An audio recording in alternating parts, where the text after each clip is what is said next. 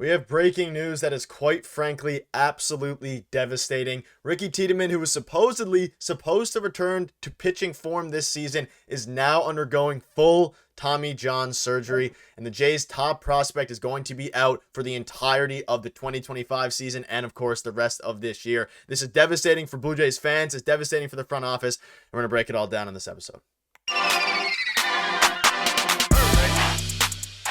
What's up, Jays fans? Nick Gosse here, along with Peter Vryonis, who is on the phone. He's driving right now, but he had to get in for this video. And Peter, this is breaking news, breaking stuff. Literally dropped about 5 minutes ago, and absolute shambles for Jays fans. And Ricky Tiedemann, who Scotty Mitchell came out and said that he was no structural damage. He was supposed to return this season.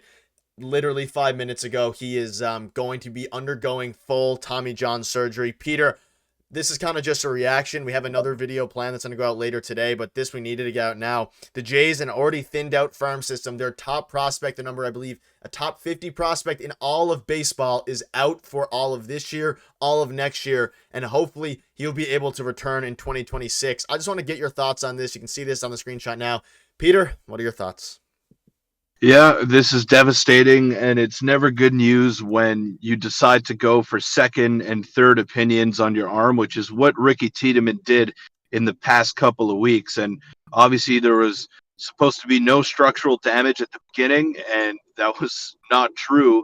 So now they're back to square one with Ricky Tiedemann. This was supposed to be a big year for his development, and he could have maybe even cracked the big league roster if they were in a playoff race, and he could have helped them out in that front, but it's not meant to be, I guess. And just injury after injury for Tiedemann, and it's just getting worse. It's getting worse. This is a team that is already thin on the prospect front, and Ricky Tiedemann was supposed to be their crown jewel, their savior of the farm system.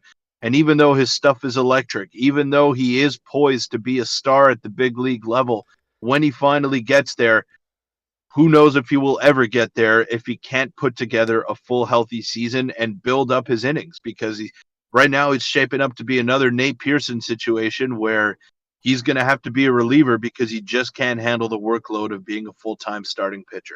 Yeah, absolutely brutal. And while you were speaking there, I put some stats on your screen. You can see here, like, if you look at the inning count, 2024, he'll end the year with 17 innings under his belt. Last season, he didn't have too many innings either, and it's just at the point now where we mentioned the Nate Pearson thing. I brought that up a couple weeks ago when we got the news originally, and you obviously brought it up again. And like, at some point, the Toronto Blue Jays pitchers need to stay healthy. Now, the bright side is if he can get this done, this should fix all the issues he's been having with his elbow, and he maybe, hopefully in 2026, he can start and have a full healthy season. You can see this here. There's a couple things to go over. This is from Mike Wilner. It says, as you're no doubt seeing from everybody in the Blue Jays beat right now, top prospect is he's undergoing full UCL reconstruction. Hopefully he'll be a full go for spring training in 2026. And this is an interesting point here that Lucas Casaletto makes. He said, tough news, but hope this can keep Ricky Tiedemann on the field once he makes a full recovery. So hopefully once he does, he'll be able to make a full recovery. Yeah. And you look at multiple pitchers here. The Blue Jays have had a brutal year when it comes to injuries with the young pitchers. Landon Morales, who's supposed to be a very good player. Brandon Barriera is supposed to be a very good prospect. Adam Macko, another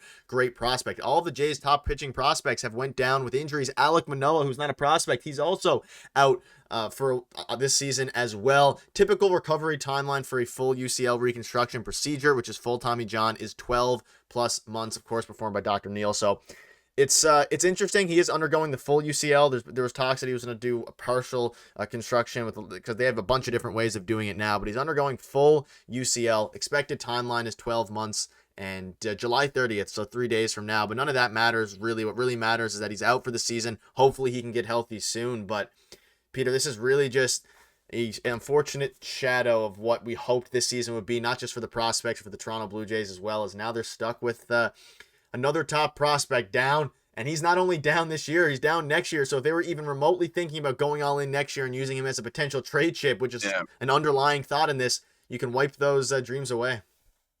Yeah, and the devastating part isn't the injury itself. It's just the reoccurring theme with Ricky Tiedemann. Now, a lot of guys have come back from Tommy John surgery and have even been better after Tommy John surgery. It's very successful. The success rate is pretty good. But once you start to pile up injuries like Tiedemann has, whether it be freak accidents or or shoulder inflammation like he's had in the past. It's just it's a snowball effect, and hopefully this can correct some of the issues that he's had over the years. But this was, like I mentioned in the intro, Nick, this was supposed to be a massive year for his development, and I think he's taken two steps back as Yeah. opposed to taking one step forward. And that's the unfortunate reality of what the Blue Jays front office is facing. Like their top two prospects have just been shelved now for the rest of the season, whether it's Orelvis Martinez or Ricky Tiedemann. And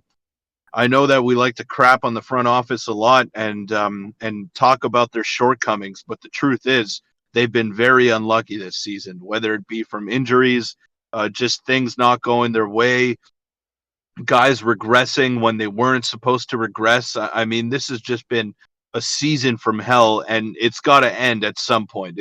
I feel like we're almost out of our misery as Blue Jay fans, and this is just one more nail in the coffin here, Nick. If the season wasn't over already, I think this is the one that has really pushed it over the edge, and now we can safely say that it's time to put this to bed and focus on 2025 and maybe even 2026, because the outlook doesn't look too great for next year either. Yeah, and there's a lot to kind of discuss with prospects, what's going to happen going forward. You can see here he was MLB's number 43 prospect, and of course he was number 2 prospect in the Blue Jays, or the number 2 left-handed pitching prospect. He was the number 1 prospect in the system, and looking at how obviously we're in the middle of the trade deadline right now, tons of things are coming out, and you just look at everything here, and you hope, Peter, that at this point, like you look at the stats, he hasn't pitched very much at all the past 2 years. And you mentioned that how he kind of has to get the innings down. Like we're talking about 2026. That's not an MLB return goal of 2026. That is him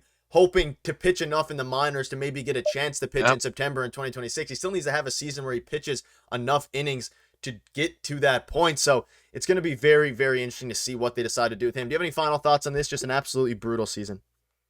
Yeah, well, now it comes to the point, the discussion is he going to be a full-time starter? Like, I'm not so sure. It was pretty much a foregone conclusion that he would be coming into the season, and that the goal was to build him up. And we know how electric his arm is. We know how great his off-speed pitches are. But if you're not healthy, and if you're not showing the front office that you can go more than 100 innings in a season, I mean, there's not much to base off of going into the future. So Tiedemann's got to stay healthy. That's the number one priority. No one is doubting his talent, but no one doubted Nate Pearson's talent either. And now look where he is. He's battling just to stay in the major leagues. Peter, a funny point on that. Nate Pearson just got traded to the Cubs.